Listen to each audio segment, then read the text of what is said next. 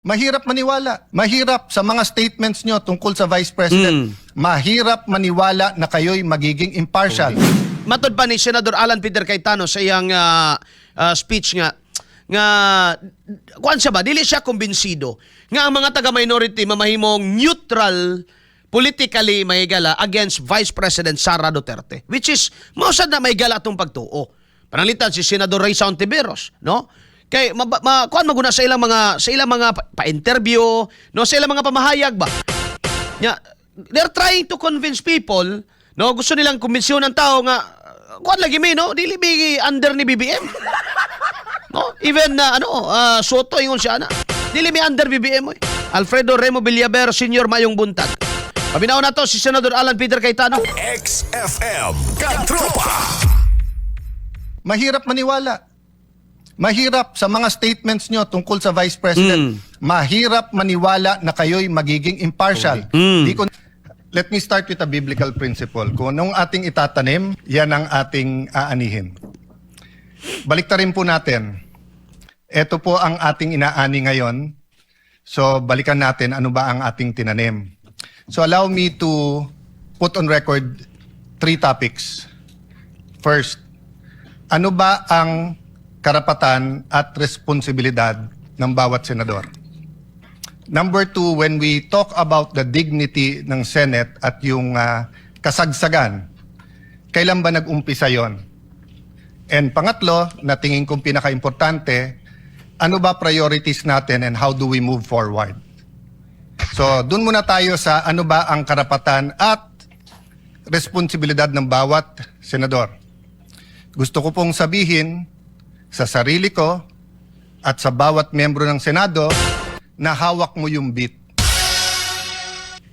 Mga senador, hawak natin ang beat. Ano po ibig sabihin?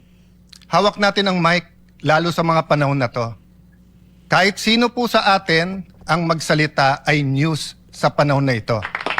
So kung pipiliin natin ay pag-usapan ay edukasyon, katulad ng sinabi ni Senator Bam sa kanyang vlog, yun po ay mapupunta sa record. Kung pag-uusapan natin agriculture, agricultural smuggling, problema sa taniman ngayon, problema sa fertilizer, pag pinag-usapan po natin yung 7% inflation, pag-usapan natin ilan araw pa ba meron tayong gasolina. At yung po ba ay katulad nung the last 60 days na dagdag ng dagdag o panipis na po ba ang supply worldwide? Pag pinag-usapan natin, fiscal space po natin at dolyar sa peso, hawak po natin ang beat eh. Tayo po ang pwedeng magdikta kung anong pag-uusapan. Pero tignan po natin yung interview since May 11. Dalawa lang naman eh. Paano palitan muli si Alan Cayetano? At pangalawa, bakit bumaksak ang dignidad ng ating Senado? Okay. I'm talking in general Pa isa-isa po, may nagsasalita tungkol sa inflation. Kanina lang po, si Senator Raffy Tulfo ay sinabi nga niya na dapat yung mga importante sa ating bayan. Pero ito pong Thursday, Friday, Saturday, Sunday, ang pinag-uusapan po yung 13-11. Pinag-uusapan fireworks. Pinag-uusapan papalitan. I'm at your service and I am at your disposal. Show me 13 hands or 13 signatures. I will even administer your oath if you want to. Ano po ang nasabi po last week?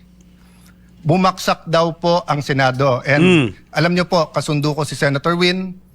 I wasn't joking. I was making him smile, but I would vote for him. Pero sabi niya kanina, ibalik ang dignidad ng Senado. Okay, I'll take it with good faith. Ang problema, Senator Win, yan ang narrative ng minority eh. Na simula nung Mayo 11, bumaksak. Sinabi ni Senator Ping, may I allow and correct me Senator Ping kung mali. Sabi niyo yung biruan ngayon, mas mabango pa yung House kaso sa Senate at usually kasi mas mataas ang Senate. I will take exception to that. Why? Because the Pulse Asia, if I'm not mistaken, in December 2019, when I was Speaker and Senator Soto was Senate President, the Senate was 66% and the House was 66%. When I was Speaker, pareho lang po ang trust rating, ang performance rating ng House at saka ng Senado. Bumaksak po ang Senado nung nagsimula po yung flood control. Dahil po, ilan ang binanggit sa minority. Pero ilang beses po sinasabi ng minority, bakit ganon? Kapag ka minority, may insertion daw.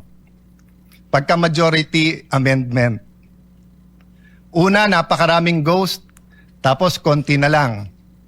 Tapos si Senator Jinggoy, ganito daw in-insert, tapos nung sinupina ng ombudsman, ang LBRMO, yung pong may hawak ng dokumento, wala naman pala. I won't go into that because I do respect the hard work that every single senator, may it be Senator Marcoleta, may it be Senator Erwin Tulfo, or our chairman, Senator Lacson. I respect the work. I disagree on many things, but I do not criticize. Did I say bumaksak dahil sayo? Wala po. Kasi hawak natin ang bit eh. Sasabihin nyo po, yes, but 24 tayo, yes. Pero kung 11 sa atin ang sinasabi, ang problema ay si Cayetano, palitan yan, at 13 naman tayo na nagsasabing con-as yan, at impeachment yan, etc. yan, edi 24 na tayo na yan ang pinapakinggan ng tao. Hindi inflation, hindi yung ekonomiya, hindi yung teenage pregnancy, hindi yung tumataas na bilang ng mga may AIDS, hindi yung problema sa PhilHealth, hindi po nakawalan ng flu vaccine ng ating DOH. Napakarami pong issue. Mr. President, bakit po ba na yung linggo ng May 11 ay naging napaka-masalimuot para sa atin? At yun po ay naging bullseye para sa marami. First of all, galing sa bagong majority na kapag ka nag-take over etong majority na to, ay i-dismiss po ang impeachment. I-delay ang impeachment. Magiging partial ang impeachment. Kailan po niyo ako narinig na sinabi ko yung dating majority o minority ngayon? Pagka kayo ang majority, siguradong ma-impeach, siguradong guilty si Vice President Sara. Wala po. Kasi nirerespeto ko politika nyo. Pero once na mag-oath kayo, naniniwala ko, impartial na kayo. Mahirap maniwala. Mahirap sa mga statements nyo tungkol sa Vice President. Mahirap maniwala na kayo'y magiging impartial. Di ko nilalahat. Ilan lang po sa inyo. But I recognize it's the same for us.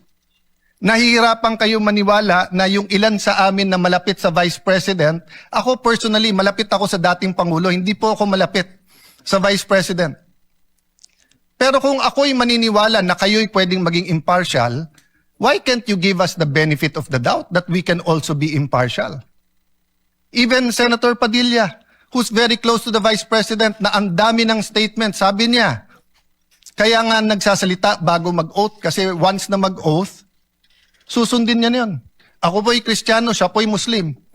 Pero pareho kaming naniniwala, brother, di ba? Na once nag-oath ka, kasalanan sa Diyos ang wag sundin yung oath. So, Madam President, it's a two-way street. What's the difference? The difference is the minority keeps speaking outside the session hall na hindi natin basta't masagot. Senator Amy is speaking in the session hall na lahat sila ay pwedeng tumayo. Number 2, outside the session hall, walang out of order. Dito po meron. I'll go to that later kasi meron naman po tayong rules at may way forward tayo. But the first thing po, yung binansagan po ang majority na ang dahilan daw po ay yung impeachment. We've proven that wrong. In fact, I'll ask for another caucus tomorrow to finalize matters regarding the impeachment because on Thursday, may final meeting naman yung secretariat, yung magiging clerk of court, and we want to get your inputs. Secondly po, Senator Bato, he's a member of this establishment. He is entitled to go here and to vote. Bakit naging issue na pumunta dito para bumoto lang? The leadership of the Senate determines the direction of the Senate. The Senate is the last line of defense when it comes to democratic issues or issues that affect our democracy. That's been the history of the Senate, pre-martial law and after martial law. Kaya nga yun ang hinala, bakit inabolish ng martial law? Because the independence of the Senate is very important. Yun po ang ginamit sa akin ni Senator Coco then Senator Tito Soto, who I respect. During Duterte's time, sabi nila, we have to have an independent Senate. Wag si Alan kasi masyadong malapit. Well, I'm the first one now of 4 SPs since 2022 na hindi ko makiklaim na malapit sa presidente. Have any one of you given us the benefit of the doubt that we will have an independent Senate? Hindi ko na narinig yun eh. Panay sinong malapit sa Malacanang? O yan, walang gagawin niya kundi lalabanan ng Malacanang. Eto, ganyan. Yan ang usap-usapan. That's the not so secret. Why can't we bind together, minority, majority, and be an independent Senate? Not to confront the executive, to collaborate, but also as checks and balances. Last point po, before I go to a way forward. Ba't ba nag-umpisa to at ba't ba nangyari yung May 13? Can you show the video kung anong ginawa sa ating empleyado? Madam President, can I have permission? This is a very short video. It's of public record. I just like, I want to honor Senator XFM Mick. Katropa. Alas 8:48 na mga higala ang takna sa buntag. So gwapo siya nga pangutana ba no nga kamo nga naa sa minority, inyo bang ma-assure nga mahimo mong impartial? Syempre pag ingnon nimo sila nga bias gyud mo. Kamong 11. Pasabot ni SP Cayetano nga mag-imo silang i-judge, imo na silang i-label nimo sila nga kamo Risa, mabayas yun mo kay outside the Colombo, outside the Senate, sige mo pa-interview, issue mga statement, no? Walay laing mga gisgutan. Kining liderato, election, gilangan ng impeachment. Maura, balik-balik mga katropa. No, gilangan ng impeachment. Kumbaga divisive ba? No? Makabahin nga mga pamahayag. Siyempre, pag sila imong batuhon na may gala, masuko, yun. Moingon yun nga, dili. No? Impartial mo yung impartial may gala, walang kinikilingan. No? Why the pigan? Mamahimog yun may gala nga patas, dili bias. Kay mo po ingon may galas minority. So gayon ina siya ni Cayetano nga kung masuko mo ingnon nga mabayas.